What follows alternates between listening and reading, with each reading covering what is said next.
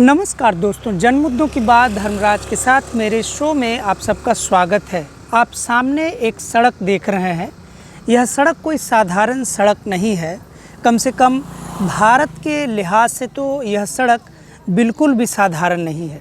यह सड़क अगर आप सामने जाकर जहां से गाड़ी निकली है, आप बाएं की तरफ मुड़ जाएंगे तो एक ऐसे प्रशासन विभाग के विश्वविद्यालय के प्रशासन विभाग में तक पहुँचेंगे, जहां एक ज़माने में भारत की मशहूर बड़ी बड़ी जनवादी हस्तियों ने अपने वादे, अपने नारे और अपने इरादे में भारत के सबसे कमज़ोर तबके के लोगों का ख्याल रखा है।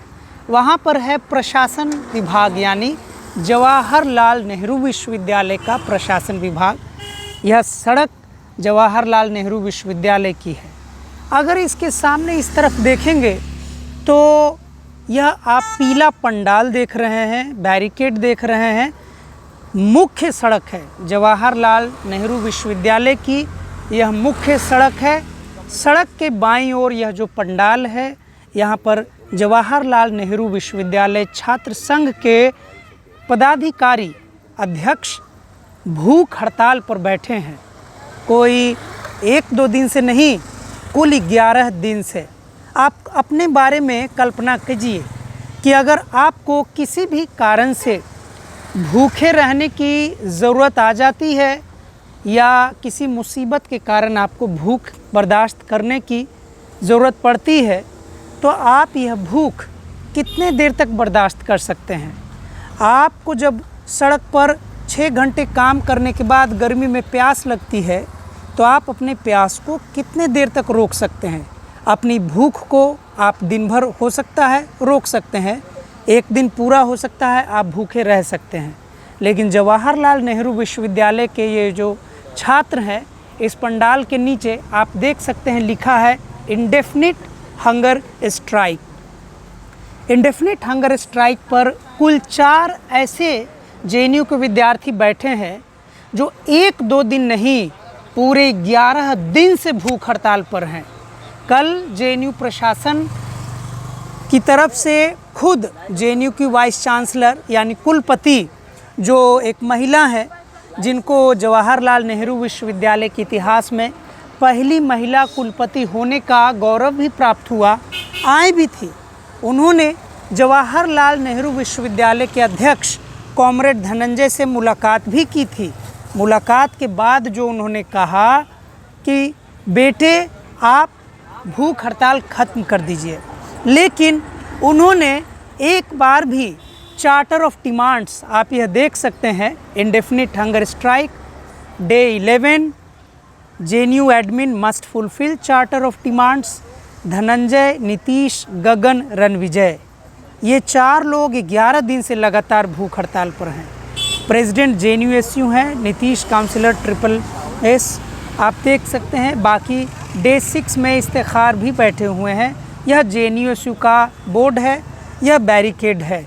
वाइस चांसलर ने, भले ही पुराने वाइस चांसलर यानी जगदीश कुमार मामीडाला, जिनके कारण आज यह विरोध प्रदर्शन छात्रों का सड़क पे करने की ज़रूरत पड़ रही है।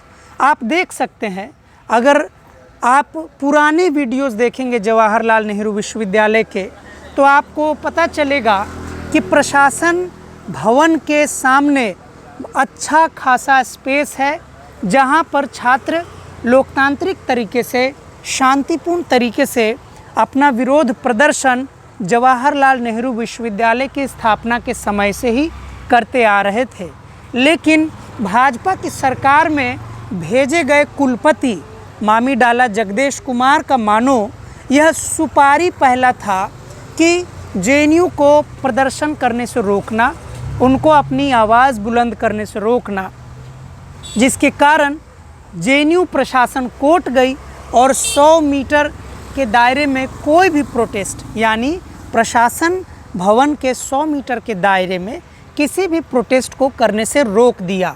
भारतीय विश्वविद्यालय के इतिहास में जितना गौरवशाली लोकतांत्रिक विरोध का इतिहास जवाहरलाल नेहरू विश्वविद्यालय के पास रहा है, उसको देखते हुए यह यकीन कर पाना मुश्किल है कि जवाहरलाल नेहरू विश्वविद्यालय के छात्रों को, जहाँ पर छात्र संघ अध्यक्ष लोकतांत्रिक तरीके से चुनकर आता रहा है और भारत की राजनीति में प्रमुख हस्तक्षेप करता रहा है, उस छात्र संगठन को, छात्र संघ को सिर्फ इसलिए प्रशासन भवन के क्षेत्र से दूर कर दिया गया ताकि छात्रों को कोई और मुफीद जगह विरोध प्रदर्शन के लिए शांतिपूर्ण तरीके से बैठकर विरोध करने के लिए न मिल सके।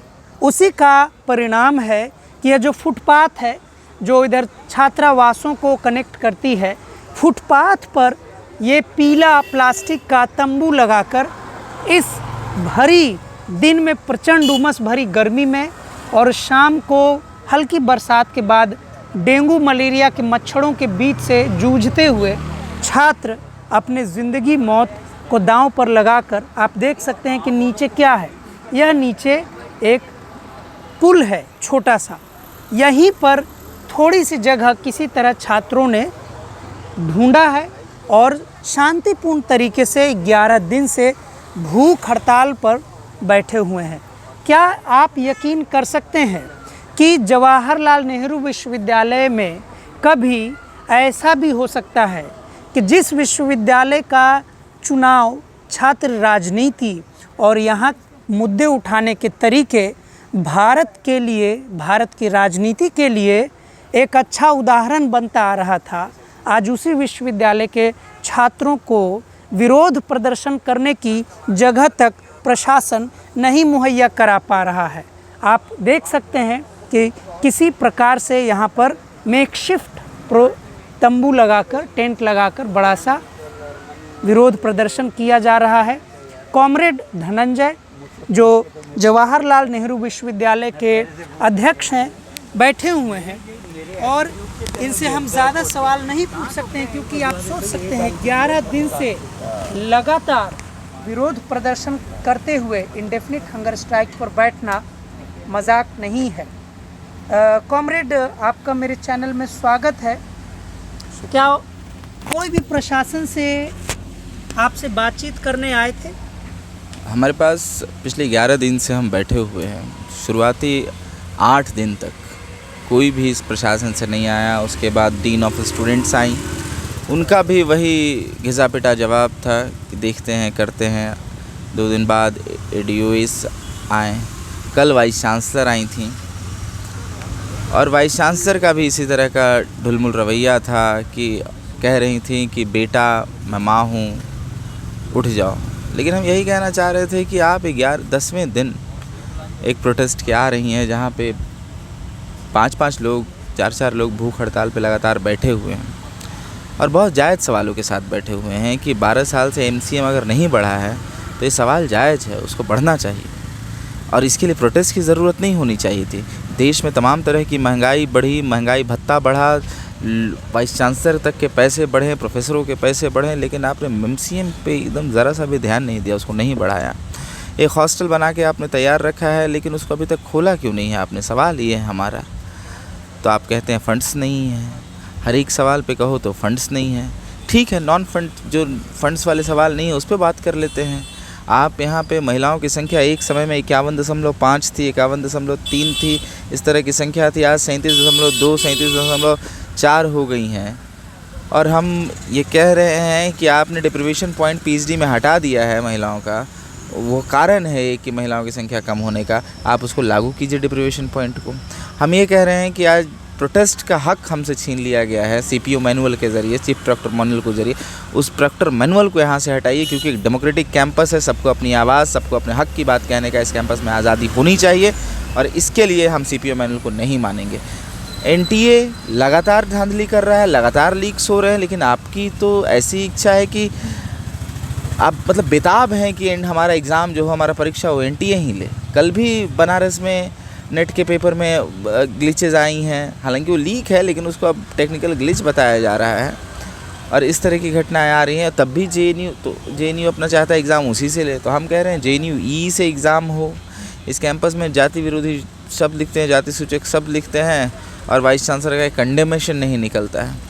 तो हमारा एक सवाल है वाइस चांसलर से कि इसके खिलाफ़ कंडेमेशन लेटर निकाला जाए, कंडेम हो, कैंपस में सेंसिटाइजेशन हो।